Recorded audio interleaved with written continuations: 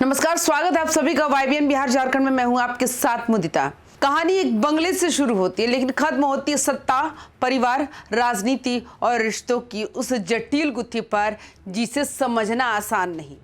कल तक जो बेटी अपने पिता के राजनीतिक घराने पर सवाल खड़े कर रही थी, कल तक जो भाई अपने ही परिवार पर तीखे तीर चला रहा था, आज वही दोनों रोहिणी और तेज प्रताप लालू परिवार के साथ एकजुट दिख रहे हैं। और वजह सरकार का बंगला खाली करने का आदेश। लेकिन सवाल बड़ा है, क्या ये दिल का बदलना है या राजनीतिक जरूरत या फिर परिवार की मजबूरी? आज इसी कहानी को खोलेंगे परत दर परत। बिहार सरकार ने पूर्व मुख्यमंत्री राबड़ी देवी का आवास बदल दिया। 10 सर्कुलर रोड की जगह नया आवास दिया गया। 39 हार्डिंग रोड। सरकारी फैसले आते हैं जाते हैं, लेकिन इस फैसले ने आग तब पकड़ी जब लालू परिवार की बेटी रोहिणी आचार्य और बेटे तेज प्रताप यादव ने सोशल मीडिया पर तंज कसी। रोहिणी बोली, सुशासन बाबू का विकास मॉडल, करोड़ों लोगों के मसीहा लालू प्रसाद यादव का अपमान करना उनकी पहली प्राथमिकता है। घर से तो निकाल देंगे, बिहार की जनता के दिल से कैसे निकालिएगा? सेहत नहीं तो कम से कम लालू जी के राजनीतिक कद का ही सम्मान रखते। वही तेज प्रताप ने लिखा कि छोटे भाई नीतीश ने शपथ ली और बड़े भाई का बंगला खाली करने का फरमान दे दिया। इतना नीचे नहीं गिरना था, ऐसा कहना उन दोनों का। लेकिन असली कहानी यहाँ से शुरू होती है। सिर्फ कुछ महीने पहले लालू की वही बेटी रोहिणी खुद लालू तेजस्वी के खिलाफ मोर्चा खोले बैठी थी। उन्होंने कहा था कि मेरा कोई परिवार नहीं, मुझे गालियां दी गई, चप्पल उठाई गई। तेजस्वी, संजय, रमेश, इन्हीं से पूछे पार्टी डूब क्यों गई? और फिर जो सबसे भावुक पल आया वो था पिता लालू को किडनी देने की याद दिलाते हुए राजनीति और परिवार दोनों छोड़ने का ऐलान। उस समय ऐसा लगा कि रोहिणी हमेशा के लिए पटना की राजनीति से दूर जा चुकी है। पर अब जैसे ही बंगले का आदेश आया, रोहिणी एकदम बदल सी गई। अब सवाल उठता है कि ये भावुकता है या अवसरवाद या राजनीति की मजबूरी? 3 संभावनाएं बनती हैं। राजनीति में लौटने का संकेत हो सकता है। रोहिणी यूएस में बैठकर भी बिहार की राजनीति में एक्टिव रहती हैं। जब उन्होंने लालू पर आरोप लगाया था तब पार्टी चुनाव हार रही थी, फॉलोइंग डाउन थी। लेकिन आज नीतीश बनाम लालू की लड़ाई फिर गर्म है। लालू परिवार को घेरा जा रहा है। ऐसे में रोहिणी का परिवार के साथ खड़ा होना राजनीति में री एंट्री का संकेत माना जा सकता है। लालू यादव बिहार की राजनीति में भावनाओं का सबसे बड़ा चेहरा है। लालू का अपमान, ये वाक्य अकेला पूरा नैरेटिव सेट कर देता है। रोहिणी शायद समझ गई है, जिस दिन जनता का दिल लालू से कट जाएगा उस दिन राजनीति का असली असर खत्म हो जाएगा। इसलिए वो सबसे पहले इमोशनल कार्ड पर खेल रही है।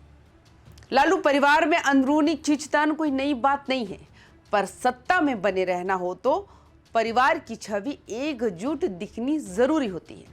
राबड़ी देवी का बंगला एक प्रतीक है। उन्हें हटाना विपक्ष अपनी राजनीतिक जमीन मजबूत करने का मौका मान रहा है। तेज प्रताप की कहानी थोड़ी अलग है। राजनीति में उनकी छवि एक बागी, एक अनप्रिडिक्टेबल नेता की रही है। लेकिन इस बार मामला अलग है, क्योंकि तेज प्रताप खुद भी उसी आदेश का शिकार है। सरकार ने उनका सरकारी आवास भी खाली कराने का फरमान जारी किया। सोचिए, जो नेता खुद बंगला खो रहा हो वो राजनीति में तीखे बयान क्यों नहीं देगा? तेज प्रताप के तंज में 2 बातें साफ है। तेज प्रताप ने कहा कि इतिहास काली के लिए नीतीश का इंतजार कर रहा है। ये लाइन राजनीतिक कम, निजी ज्यादा लगती है।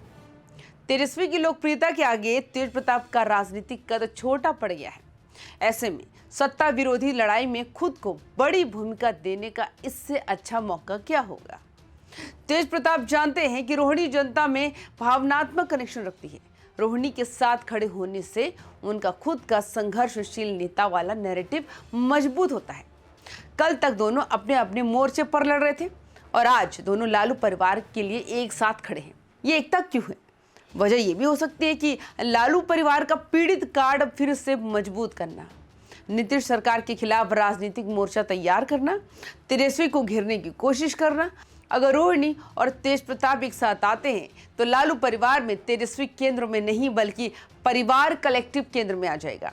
जनता ये समझ रही है कि ये लड़ाई बंगले की नहीं, सत्ता की है। ये लड़ाई आदेश की नहीं, राजनीतिक अस्तित्व की है।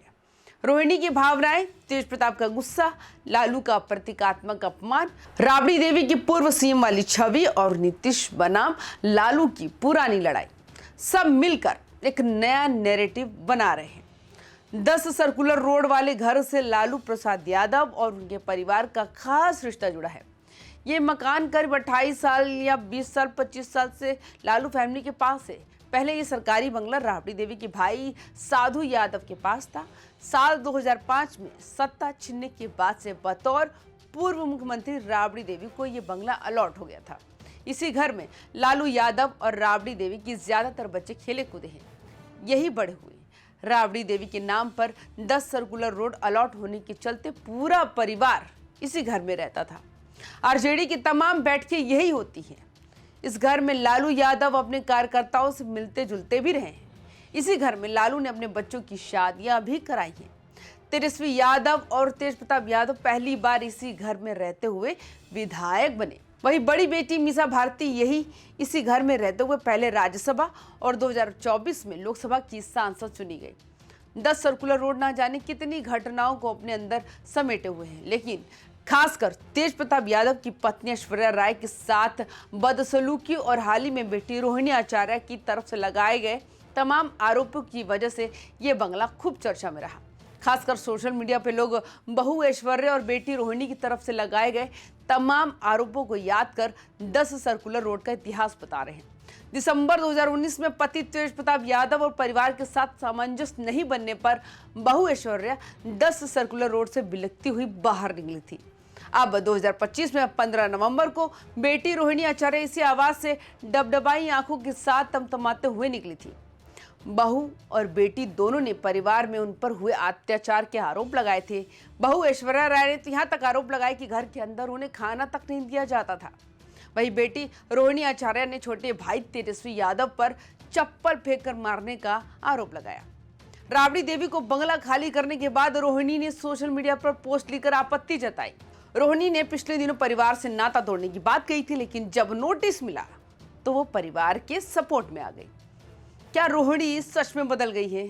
क्या तेज प्रताप सच में परिवार के साथ खड़े हैं, या ये सिर्फ एक मौका है नीतीश सरकार के खिलाफ मोर्चा खोलने का?